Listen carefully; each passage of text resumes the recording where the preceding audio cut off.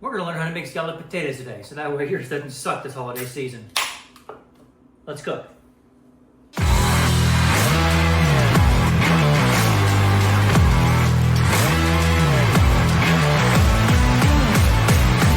Welcome back to the kitchen, everybody, to another episode of Cooking with Chef Threads. So what I'm doing now, I'm just gonna chop up some garlic and shallot for our bechamel. The bechamel is going to be the base of our scalloped potatoes.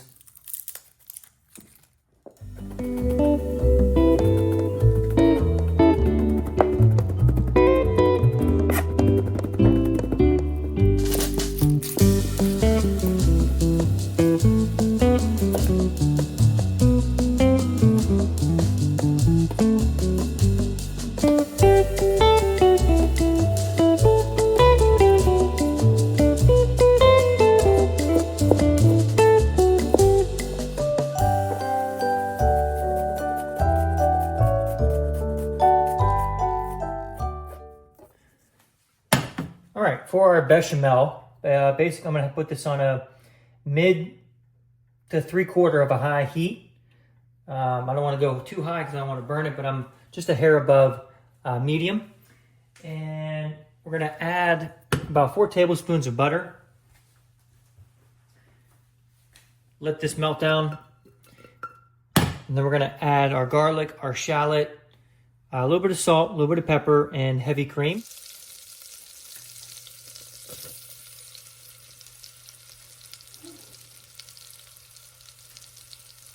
So if you're not familiar with what a bechamel is, basically a bechamel is just a basic cream sauce that you could use for multiple different sauces. So we'll get our garlic and our shallot blanched off here. Gonna add just a little bit of salt. A little bit of black pepper.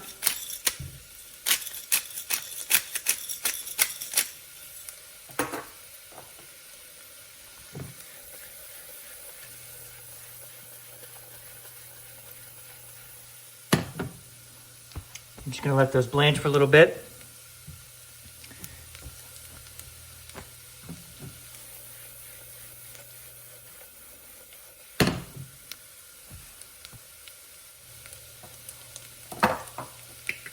And then we're going to add a nice heaping spoon of flour, all-purpose flour, to create a roux.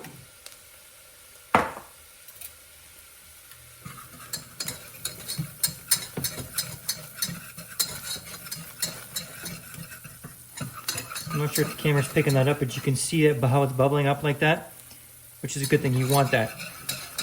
You want to cook out the flour so that way you don't taste that gritty flour taste in your sauce.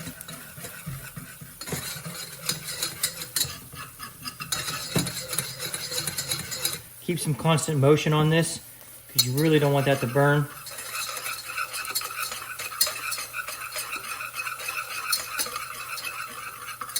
Now I can see it's starting to get a little brown on there. It's good, that's what we're looking for. Now that that is ready to roll, we're going to go in with some heavy cream. And I'm going for about, I don't know, probably about 1/2 quart.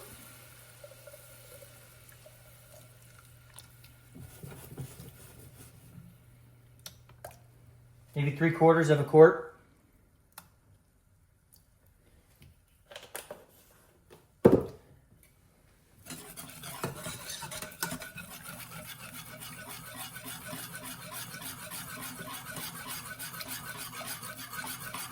I'm going to reduce the heat now to about 1/2, medium heat.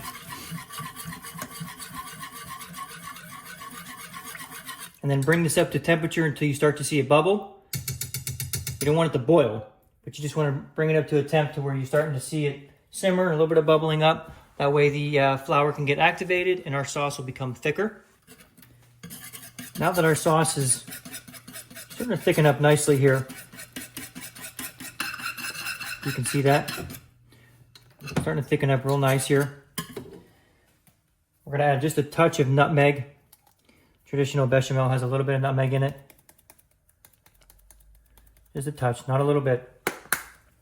Just a little bit in there.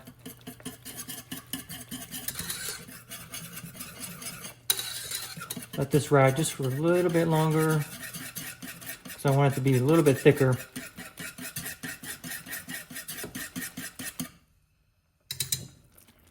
There we go. See the nice bubbling up right there? All right, that's the consistency we're kind of looking for.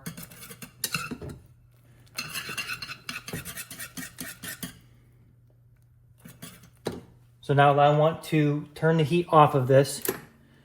Turn the heat off. And I want to add just some fresh thyme to this. And I'm throwing the whole thing in there, just the whole thing. Because it's gonna steep.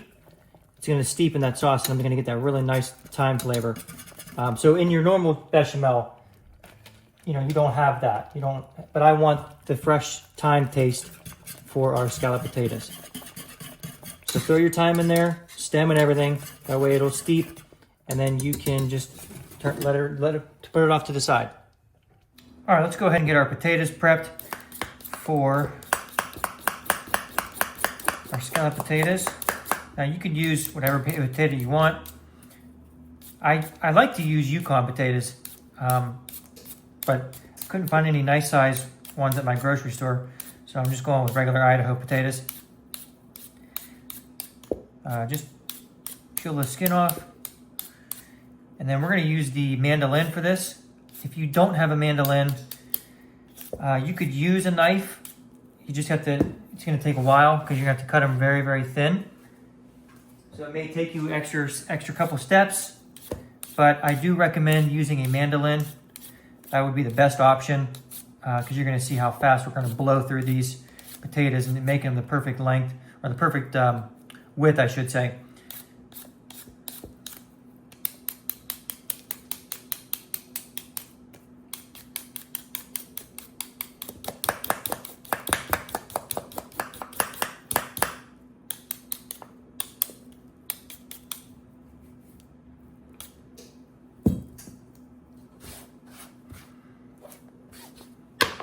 And then I like to cut our potatoes in half, just because it's a little bit easier to work with on the mandolin. So just cut them in half. And then we'll get these sliced up. All right, so let's get our mandolin ready to go here. If you've never used a mandolin before, they come with these different attachments. Well, mine does at least. Like you can grate cheese with that, which we'll be using in a little bit. And then you have your attachment here. We're going to use this attachment here. Be careful, it is very, very sharp. So if you do use a mandolin, just please be careful. I'm going to adjust. There's a little knob on the side here. You can adjust how thick you want your potatoes. So let me just do one for a sample to see how big it is. And I want to go a little bit thinner. Okay. And that's good. That's about how thick we're looking to get them. Okay. And what I like to do is I like to have a bowl or a pot of cold water next to me to put in these slices of potatoes in there so that way they don't oxidize. So just take your time. Be careful with the mandolin if you do have one and you're using it. It is very sharp and you can't cut yourself. So just go down, back and forth. Now, my mandolin also comes with, and I'm almost positive, if you don't get a mandolin that's cut proof, they do make ones that are cut proof. Mine comes with an attachment here. You can just put that on top of the potato when you start getting down to the butt end of it, so that way you don't cut yourself. And there you go. So now all of our potatoes are sliced, throwing them into our cold water, and then just repeat this process until you get all your potatoes sliced up.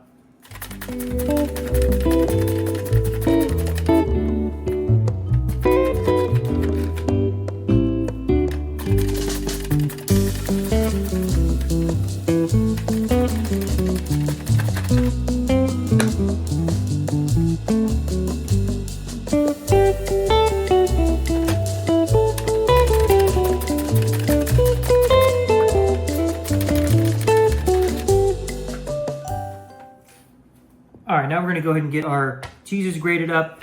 Here's that attachment, same attachment. Same mandolin, just different attachment. And the cheeses that I'm going to use for this is I use Gruyere cheese, I use Asiago cheese, and then I use any type of yellow cheese. So whether it be cheddar, sharp cheddar, mild cheddar, whatever you can find. I like to do, you can do it any cheeses you want. And traditional is Gruyere cheese. And then, like I said, I like to have a white and a yellow cheese. So let's just get these grated up here, and then we will start building our scalloped potatoes.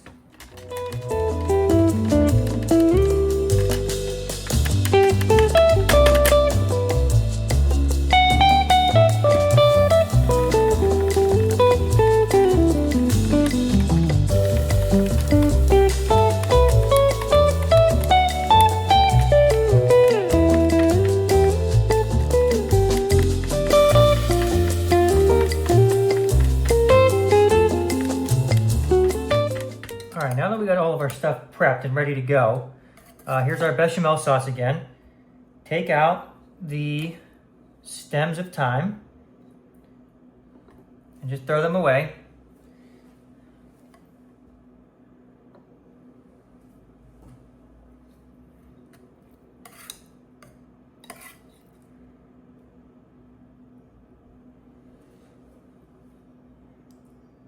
You guys are probably asking, isn't that hot? Yeah, it is hot, but all the years in the kitchen, I don't have any feeling left in my fingers. That shit is long gone.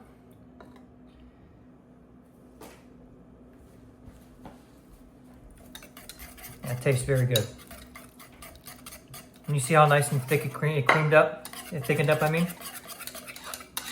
exactly what we're looking for. This is gonna be the base of our dish.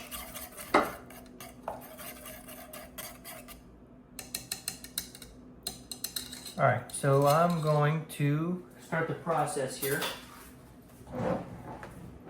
What I like to use a rubber spatula. You could use whatever you'd like, but I like to use a rubber spatula. We're gonna first go in with a little bit on the bottom of our pan. This is what's gonna coat the bottom of that pan so it doesn't stick.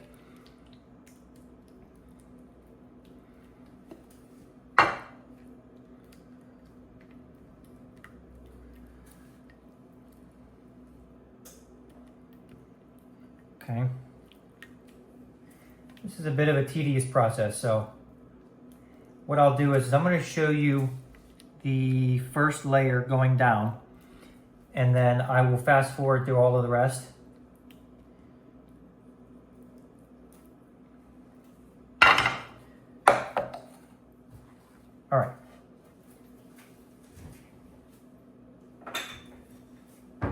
Grab your salt and pepper too. Almost forgot about that. So you're going to start with your potatoes. Try and get some of that water out of there. You don't want it to be too liquidy. And then just start layering them. Hence why they're called scalloped potatoes. I like to have a bunch in one hand, almost kind of like poker chips. And then you can just kind of dish them out real fast.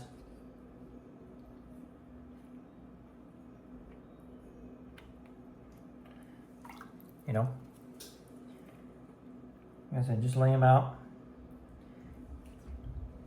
so they're kind of overlapping each other, like so. Okay. And you're going to hit these with a little bit of salt.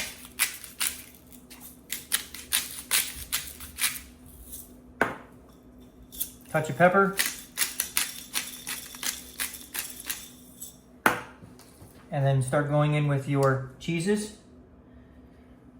So we got Gruyere,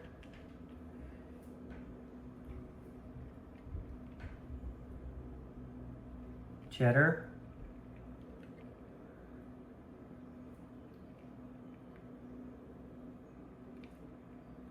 and then Asiago.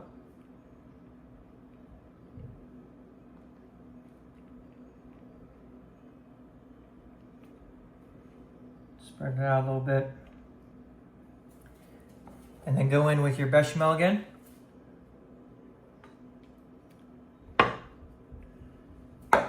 You're going to try to kind of move this around a little bit so that way everything's kind of coated. If that makes sense.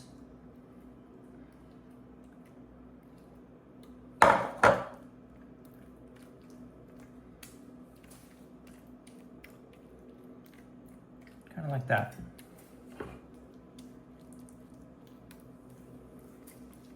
If the potatoes move around, it's okay. I mean, they're gonna get baked one way or another, right? All right, so there's your first layer right there. So what we did there is we did the first layer of bechamel, then our potatoes, salt, pepper, our 3 cheeses, and then bechamel again. And then just repeat that process over and over and over again until you run out of potatoes and cheese and everything else. Oh, holy night, the stars are brightly shining. It is the night of the dear Savior's birth. Long lay the world in sin and error pining till he appeared and the soul felt its worth. A thrill of hope, the weary world voices for yonder race, a new and glorious morn. Oh, fall on your knees, oh, hear the angel voices, oh, night,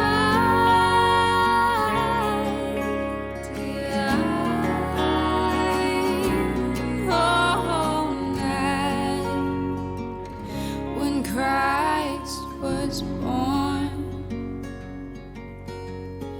led by the light of faith serenely beaming, with glowing hearts by his cradle we stand. Over the world a star is sweetly gleaming. Now come the wise men from out of the Orient land. The King of Kings lay thus lowly manger in all our trials, born to be our friend. He knows our need, our weakness is no stranger. Beyond your King, before him, lowly and truly he taught us to love one another. His law is love and his gospel is peace. Now, this will be our final layer, our last layer. If you notice, there's still some cheese left, and I've already done all 3 steps. So what I'm going to do is I like to save cheese at the end, and I like to top it with cheese at the very top of this, so that way when it goes to bake, you get that really good, everybody loves that, you know, the bubbly, crusty cheese on the top of potatoes or mac and cheese or what not be. And that's basically what I'm trying to achieve. The same thing here is I love to have that really cheesy taste up top. So once we go to bake this, we're gonna bake it in the oven covered for 45 minutes. And then once the 45 minutes is up, we'll take it out of the oven, uncover it, and then put it back in the oven again for another 25 minutes to half an hour. You just gotta keep your eye on it at that point, because it's all ovens are different and they're all gonna cook differently.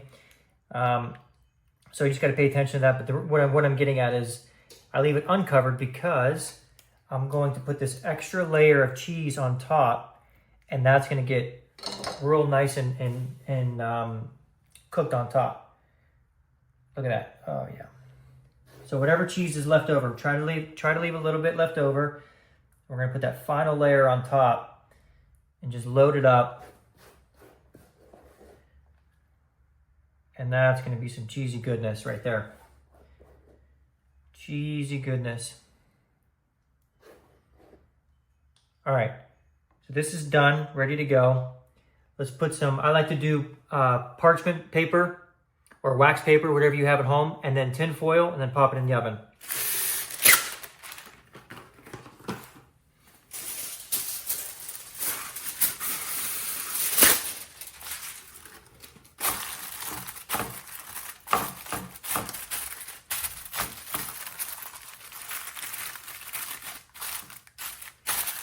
So if you want some chef advice, my advice is to put this on a sheet pan or any type of a pan you have laying around. Just God forbid if it were to overflow a little bit, it saves your oven. So just a little piece of advice. And like I said, we're going in the oven, 350 degrees for about 45 minutes covered, and then we'll come back and take a look at it. All right, she's yelling at me. Let's take a look at these.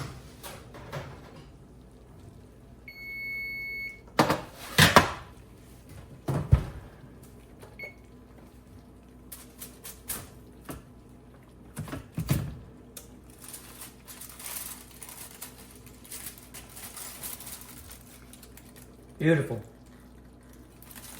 Right where I want to see them. Now, don't get nervous. You see a lot of liquid in here, which is a good thing. So what we're going to do is like I said, remove your wrapping, and we're going to pop this back in the oven again.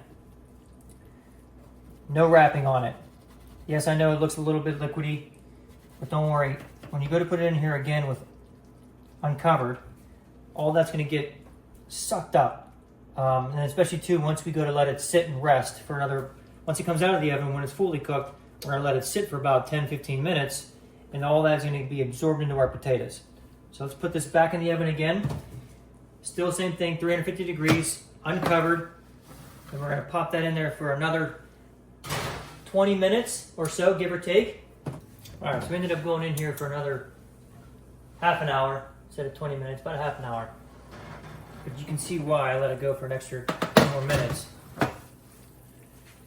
All that cheese I was talking about up top, now it's baked and it's crusted on top. And that's what we're looking for. So you can see all the cheese how it crusted around here, which is perfect. And like I said, I'm going to take this away from the heat now and let it sit for about 15-20 minutes and let all those juices and everything get sucked back into our potatoes. All right, we went ahead and let this sit for about 15-20 minutes. We're gonna cut into it now, see what we got going on.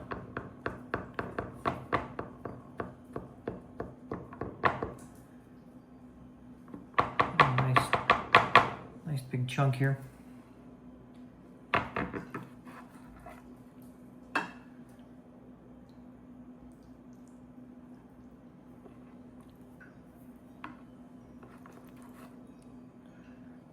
There you go, there's your scalloped potatoes. You already know I had to make myself a big fat juicy stick to go with these potatoes. Give them a taste. Oh yeah. Absolutely cooked perfectly. Potatoes are nice and tender still. Cheese is spot on. Perfect. If you guys enjoyed this video, please give it a like, I hope everybody has a happy holidays, Merry Christmas, and as always, guys, don't forget the threads.